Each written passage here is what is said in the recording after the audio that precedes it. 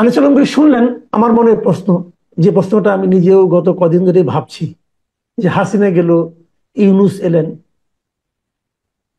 ওবায়দুল কাদেরকে হারালাম, আবার আসিফ মাহমুদ সজীব ভুঁইয়াকে পেলাম। এই যে মানে বিনিময়, এই বিনিময়ে আমাদেরকে কতটুকু আনন্দিত করলো। এটা আপনি তো বলে দিছেন, আসিফ মাহমুদকে পাইছেন, তো কোয়ালিটি তো দেখাই যাচ্ছে কে কেমন আসলে। আহ, কালকেও একজন বুদ্ধিজীবী বা এই সরকারকে মানে বিগত সরকারকে হটাতে চেয়েছে সেরকম একজন ব্যক্তির সাথে আমার দেখা হয়েছিল। তো উনি আইটি খাতে অনেক বড় ব্যবসা করেন। তো উনিও হতাশ। মানে বিষয়টা হচ্ছে আসলে কি আমরা এটা চেয়েছিলাম? আমি আজকে ফেসবুকে দেখছিলাম আমার যে জুলাইয়ের ইয়েটা মেমোরিতে দেখতেছিলাম যে এই দিন আমি কি লিখেছিলাম।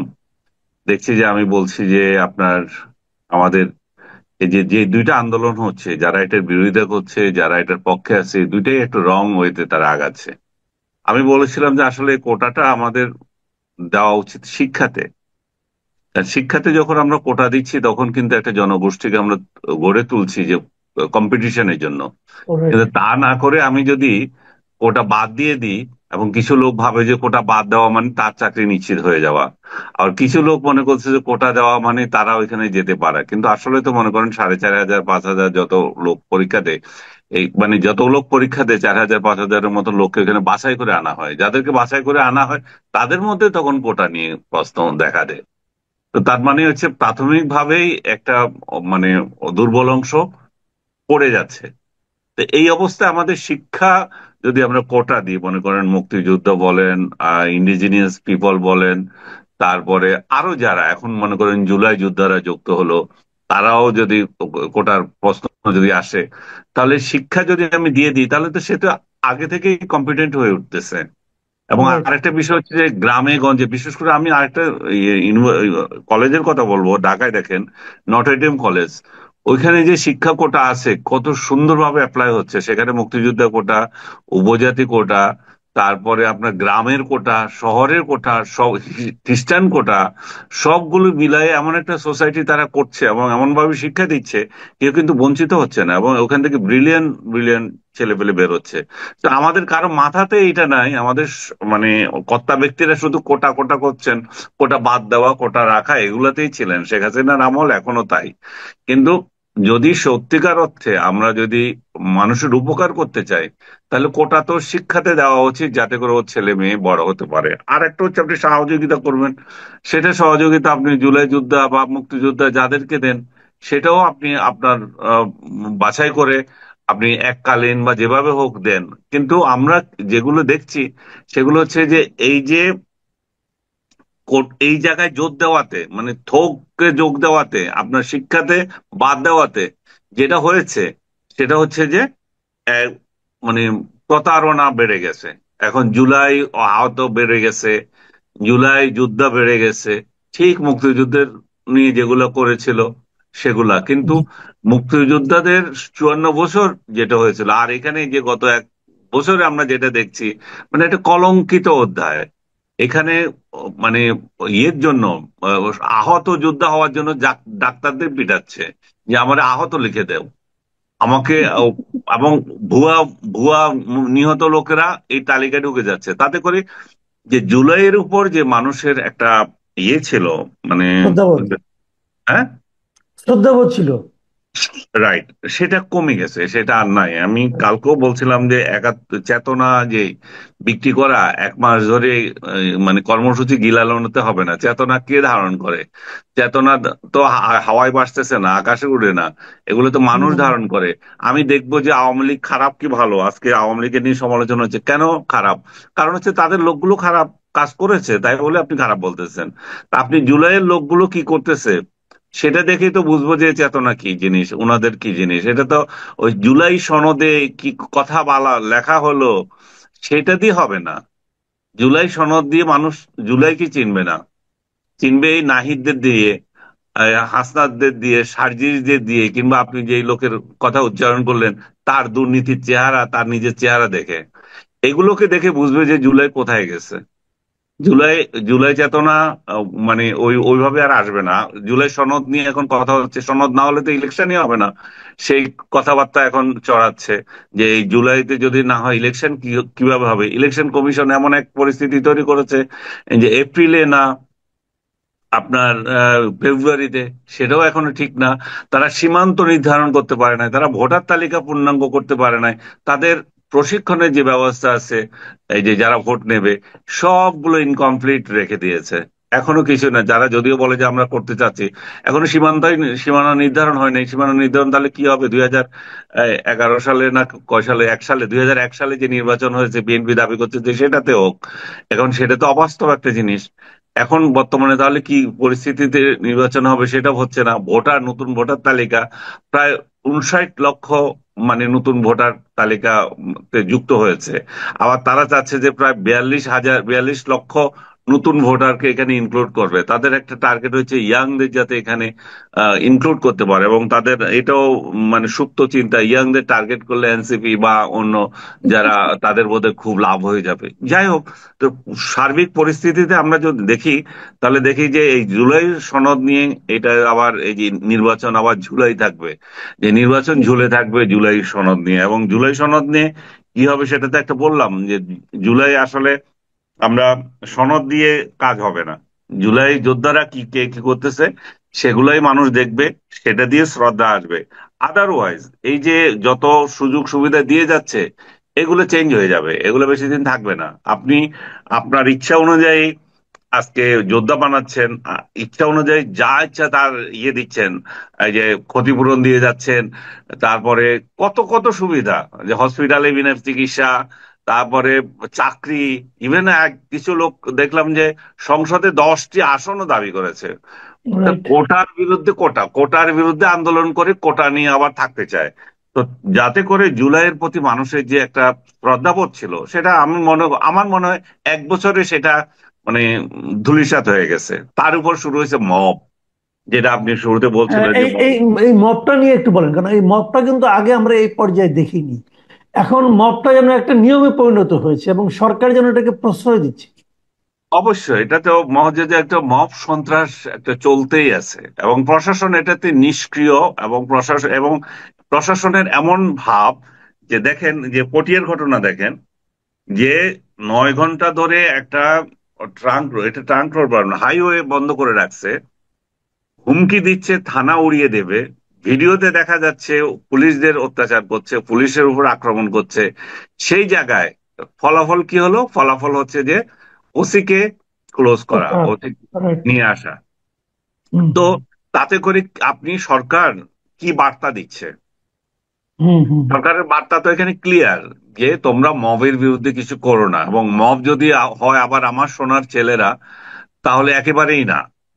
তো এখানে এটা এটা করার ফলে পুলিশ প্রশাসন আর কোনো কাজ এগুলো করবে আমার মনে হয় না। আপনি পাটগ্রামে দেখেন, একই ঘটনা, পুলিশকে পিটাচ্ছে, এবং সেখানে সোনার ছেলেরা আবার অন্য দল, বিএনপির, এবং তারা তারা আহ, এই যে আসামি যারা ছিল তাদেরকে ছিনিয়ে নিচ্ছে, নিয়ে চলে এসছে। তো এই যে এই জিনিসগুলো যখন চলতে থাকে, তখন স্পষ্ট বোঝা যায় যে এই যে স্বরাষ্ট্রমন্ত্রী যে বড় বড় কথা বলে মব সন্ত্রাস আমরা কমাচ্ছি, ডক্টর ইউনূস যেখানে বলেন যে আমাদের মব সহ্য করতে হবে, সহ্য করব না, এই জাতীয় কথাগুলো সবই বুলি হয়ে দাঁড়ায়।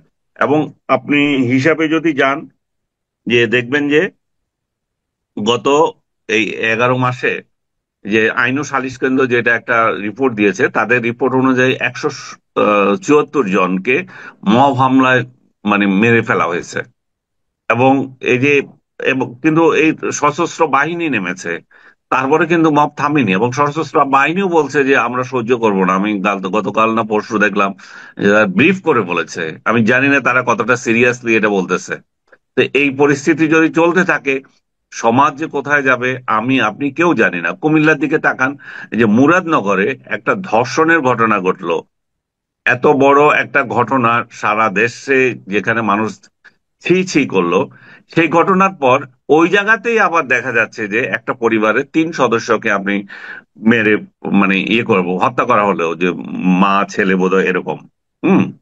তো তাহলে আহ, এটা কিন্তু এটা আপনি লক্ষ্য করবেন মুরাদনগরের এই ঘটনাটা কিন্তু আগের দিন তারা ঘোষণা দিয়েছে, আগের দিন বিকালে ঘোষণা দিয়েছে, পরের দিন যে সকালে পিটিয়েছে মেরেছে।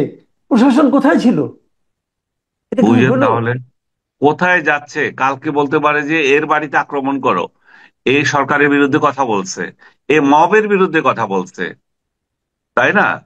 এই যে 32 নম্বর যেভাবে আক্রান্ত হয়েছিল, যে ঘোষণা দিয়ে, এবং সেটাতে যাতে কোনো একটা লোকেরও যাতে কোনো বিচার হয়নি বা কাউকে দায়ী করা হয়নি, তাহলে মুরাদনগরে আপনি কিভাবে করবেন?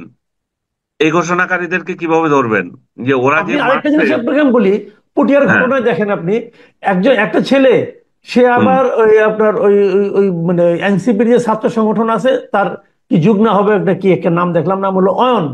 সে ফেসবুকে স্ট্যাটাস দিয়েছে যে পটিয়ার ওসিকে প্রকাশ্যে ফাঁসিতে ঝোলানো এখন জায়েজ হয়ে গিয়েছে।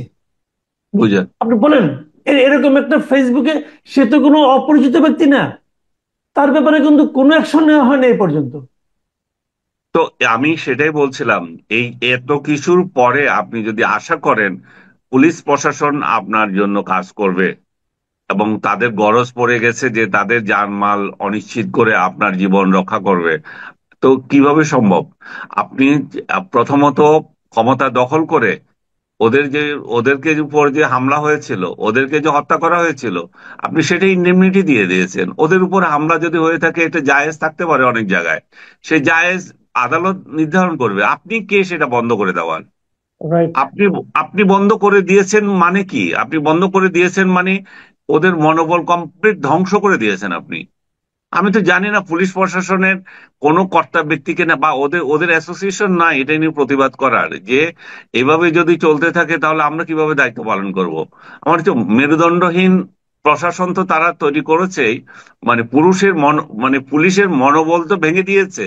আবার এই পুলিশ প্রশাসনে মনে হয় যে মেরুদণ্ডহীন কিছু লোককে নিয়োগ দিয়েছে, যাতে করে আমরা যা বলবো তাই হবে, এটা সহ্য করো।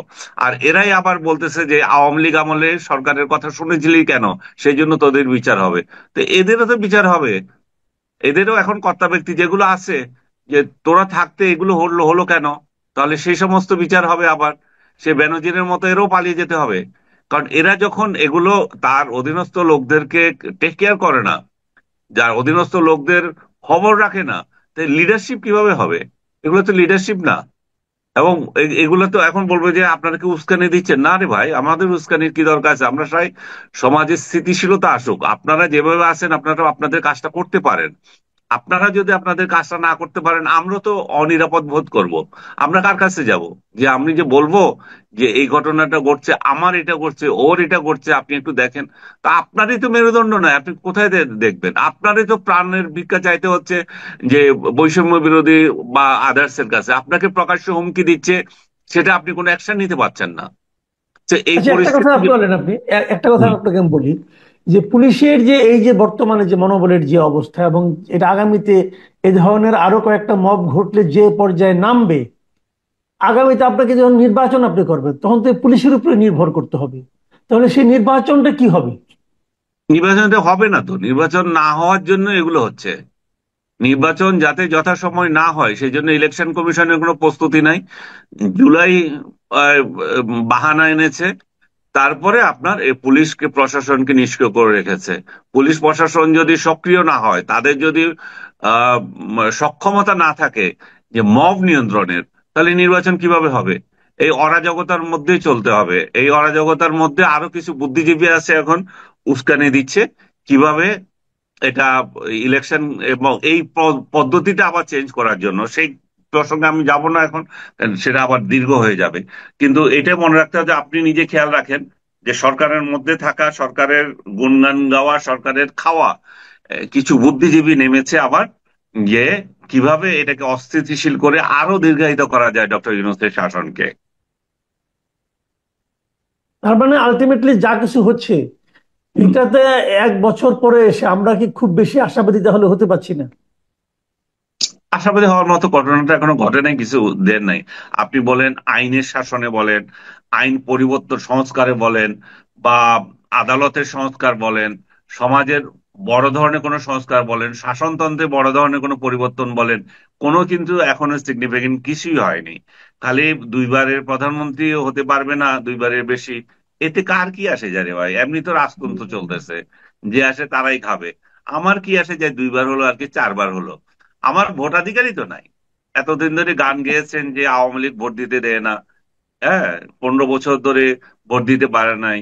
আর কোথায় ছিলাম এই কাহিনী শুনতেছিলাম। আপনাকে শুরুতে বললাম কোথায় ছিলাম, যেগুলা বলে 16 বছর 17 বছর কোথায় ছিলেন, ওই সমস্ত ডট ডটদেরকে এটা পড়তে বলবো যে কোথায় ছিলাম। এবং 4 তারিখ আমি কি লিখেছিলাম, তোরা কি লিখেছিলে, সেগুলো একটু ফেসবুকে দেয়া, এখন মানুষ জানো যে কোথায় ছিলি তোরা। তোরা তো গর্তে লুকিয়েছিলি, বারবার বলছি, তোরা গর্তে লুকিয়েছিলি শেখ হাসিনার ভয়ে। তোরা নিজেরাই কিছু বলিস না, আবার অন্যের প্রশ্ন করে কোথায় ছিলেন। আবার অন্যদের নিরপেক্ষতা নিয়ে প্রশ্ন দিল, খুব মজার ব্যাপার। আমি আপনাকে বোধহয় আগেও বলেছি, ডক্টর ইউনূসের প্রেস কনফারেন্স আমি দেখতে চাই, মেরুদণ্ড আলা সাংবাদিকদের। উনি কেন একটা প্রেস কনফারেন্স করছেন না, আমাকে আপনাকে আরো কয়েকজন সাংবাদিককে যাতে উনি দাওয়াত দেন, আমরা একটু দেখতে চাই। সেই জায়গায় প্রশ্ন করবো না, আমরা শুধু দেখবো। আগে যেমন তৈলাঞ্জলি দিয়ে যেত, সেরকম আমরা ওইখানে যেতাম। আমরা কিছু তো লোক তো গেছি ওইখানে, আমি সর্বসাকুল্যে হয়তো 7 দিন গেছি। আমি মনে হয় না 7 দিনের বেশি গেছি পুরো শেখ হাসিনার পুরো 16 বছরে। তো আমি সেখানে যেমন দেখেছি, এখনো যাই একটু দেখবো যে তেলাঞ্জলি কে কেমন দেয়, কার কত মেরুদণ্ড আছে। কারণ শেখ হাসিনার যে সাংবাদিক গুলো ছিল, এগুলো স্বৈরাচারের দোসররা তো এখন নাই। তাহলে বাকিরা যারা আছে, ডক্টর ইউনূস এবং দেশের জন্য মানে ইয়ে একটা অ্যাসেট, সেই সাংবাদিকদের কোশ্চেন একটু দেখতে চাচ্ছিলাম। ডক্টর ইউনূস আমাদেরকে পুরো 1 বছর এটা থেকে বঞ্চিত করছে, জাতিকে বঞ্চিত করছে। আমি মনে হচ্ছে আমি ব্যক্তিগতভাবে এটা দিয়ে সবচেয়ে বেশি বঞ্চিত। এটা এটা এটা যদি হতো, আমার একটা দেখার জিনিস ছিল আর কি।